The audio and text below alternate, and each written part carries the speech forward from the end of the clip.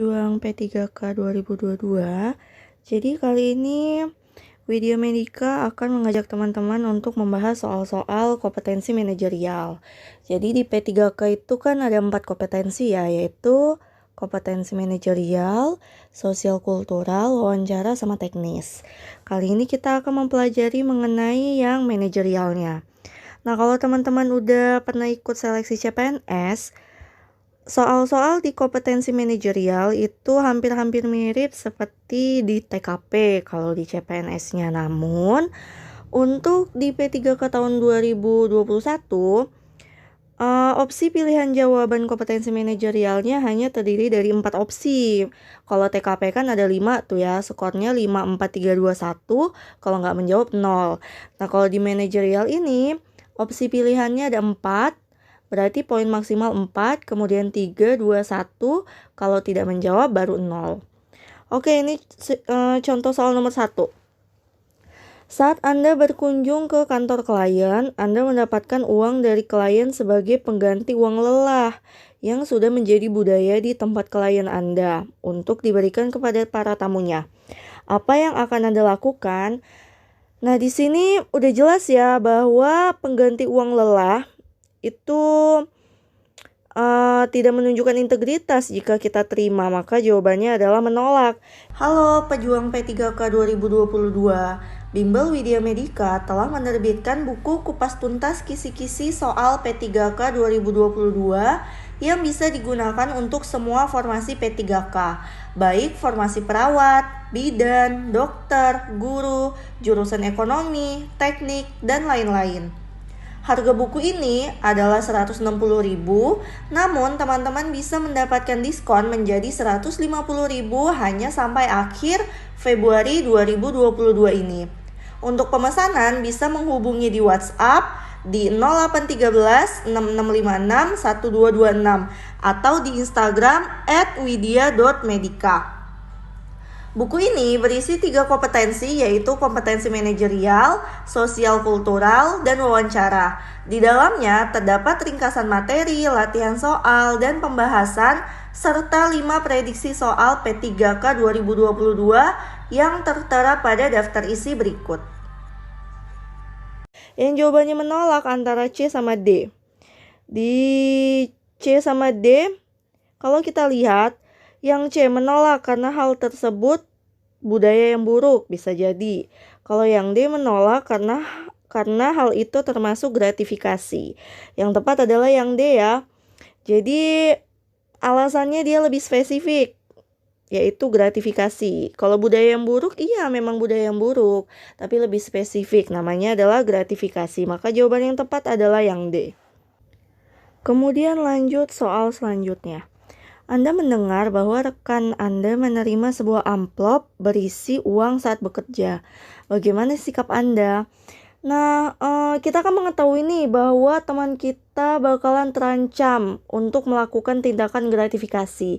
Maka tindakan yang harus kita lakukan sebagai rekan kerja yang baik, rekan kerja yang peduli terhadap temannya, maka jawabannya adalah memintanya untuk mengembalikan uang tersebut, karena hal itu udah melanggar peraturan serta kode etik yang berlaku.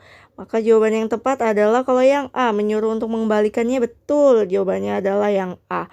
Kalau yang B, mengancam melaporkannya kepada atasan, ini ancaman. Kata-katanya udah berkonotasi negatif ya, jadi kita eliminasi. Kalau yang C, menyuruhnya untuk tetap menyimpannya, berarti kita mendukung tindakan gratifikasi. Melanggar aturan, nggak boleh. Jadi yang C juga kita eliminasi. Kalau yang D, menyuruhnya untuk menyumbangkannya saja, berarti kita terima dong amplop itu. Kalau kita terima kan salah juga ya. Jadi yang D juga kita eliminasi. Maka jawaban yang tepat tadi adalah yang A. Soal selanjutnya. Di kantor Anda menemukan beberapa inventaris kantor yang rusak dan hanya Anda yang mengetahuinya. Bagaimana sikap Anda? Oke, jadi di sini kita tahu bahwa inventaris kantor kita rusak. Cuman kita yang tahu. Kalau kita biarkan aja akan menghambat pekerjaan selanjutnya. Kayak gitu kan? Maka jawabannya kalau yang A, diam saja, itu menghambat. Kalau yang B, saya akan memberitahu rekan kerja, kurang efektif karena rekan kerja kita kan nggak spesifik nih. Rekan kerja kita kalau dia di bagian keuangan nggak tepat dong sasarannya gitu kan. Jadi yang B kita eliminasi juga.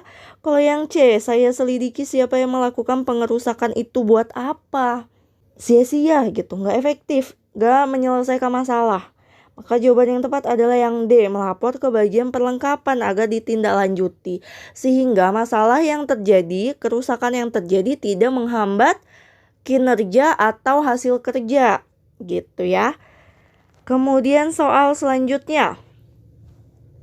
Hampir semua pegawai di kantor instansi saya meminta uang tanda terima kasih atas pengurusan surat izin tertentu. Wah, surat izin. Terus kalau udah selesai dikasih tanda terima kasih. Uang tanda terima kasih itu kan termasuk melanggar aturan kan, nggak boleh ya kayak gitu ya. Maka jawabannya kalau ikut melakukannya kita eliminasi. Maka yang A, yang B kita eliminasi. Yang C berusaha semampunya untuk tidak melakukannya bisa jadi. Tapi yang D yang lebih tepat tidak ingin melakukannya sama sekali. Jadi jawaban yang tepat adalah yang D. Intinya segala perbuatan apapun walaupun itu menjadi budaya, kalau dia melanggar aturan, kode etik yang berlaku, norma, dan lain-lain, itu harus kita hindari. Gitu. Lanjut. Anda adalah seorang karyawan apotek. Seorang pembeli ingin membeli obat-obatan tertentu yang harus menggunakan resep dokter karena bisa membahayakan kesehatan. Tapi dia tidak mempunyai resep itu. Tapi dia memaksa membelinya dan ia memberikan sejumlah uang kepada Anda agar mau memberikan obat tersebut. Disogok berarti. Kalau disogok itu kan tindakan yang tidak terpuji ya, melanggar aturan. Maka jawabannya yang menolak. Pilih jawaban yang menolak adalah yang D. Kalau yang A, saya akan memberikan obat itu kepadanya, berarti kita tidak memiliki integritas diri. Kalau yang B, saya ragu-ragu, itu berarti kita nggak konsisten, nggak tetap pendirian kita. Yang C, saya akan berkonsultasi kepada rekan. Buat apa konsultasi lagi? Kan udah jelas-jelas salah ya. Maka jawaban yang tepat adalah yang D. Saya menolaknya dengan mantap. Nah, jadi beberapa soal tadi itu merupakan contoh soal manajerial, kompetensi manajerial di P3K yang subbab materinya mengenai integritas. Jadi ada 8 materi manajerial nih. Ini salah satunya yaitu integritas. Gimana, gampang bukan?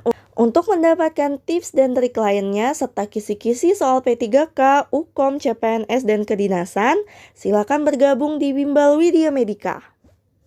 Halo pejuang P3K 2022, Bimbel Widya Medika telah menerbitkan buku kupas tuntas kisi-kisi soal P3K 2022 yang bisa digunakan untuk semua formasi P3K, baik formasi perawat, bidan, dokter, guru, jurusan ekonomi, teknik, dan lain-lain.